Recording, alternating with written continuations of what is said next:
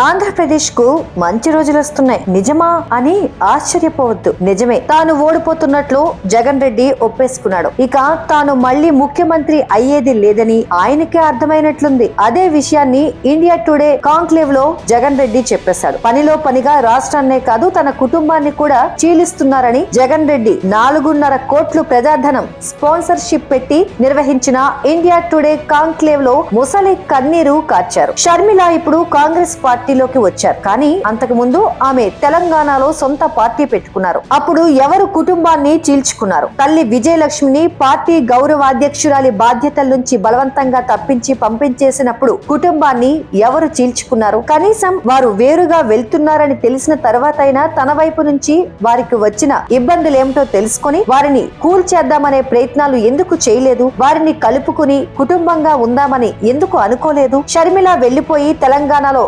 రాజకీయం చేస్తే కుటుంబాన్ని తాను చీల్చుకున్నట్లుగా కాదు, కానీ ఆమె మళ్లీ కాంగ్రెస్ పార్టీలో చేరి ఏపీలో రాజకీయం చేస్తే మాత్రం కాంగ్రెస్ పార్టీ తన కుటుంబాన్ని చీల్చినట్లు. జగన్ రెడ్డి తీరు చూసి కాంగ్రెస్ నేతలకు ఎలా ఉందో కానీ అలాంటి కుటుంబాన్ని పెంచి పోషించినందుకు, అడ్డగోలుగా వేల కోట్లు అక్రమ సంపాదన చేసుకునేందుకు సహకరించినందుకు కాంగ్రెస్ పార్టీకి ఈ శిక్ష పడాల్సిందేనని ఎక్కువ మంది భావిస్తున్నారు. కాంగ్రెస్ పార్టీ లేకపోతే వైఎస్ కుటుంబమే లేదు. వైఎస్ ప్రమాదంలో చనిపోయే వరకు కాంగ్రెస్ ని అంటి పెట్టుకుని ఉన్నారు. ఆయన చనిపోయిన మరుక్షణం కాంగ్రెస్ పైనే కుట్రలు చేశారు జగన్ రెడ్డి. ఆయనకు వేరే ఆలోచనలు లేకపోతే చనిపోయిన రోజు నుంచే ఓదార్పు యాత్ర కోసం శవాల లెక్క ప్రారంభించారు. ఖచ్చితంగా కాంగ్రెస్ పై కుట్ర చేసే ఆయన శవాల లెక్కలేసుకున్నారు. ఆ క్రమంలో సోనియాపై నిందలేశారు. వైఎస్ ను చంపేశారని కూడా ఆరోపించారు. ఘోరమైన విమర్శలు చేశారు. చివరికి అన్న చేసిన మోసానికి బలైన షర్మిల మళ్లీ కాంగ్రెస్ లోకి వెళ్లినా కాంగ్రెస్ నే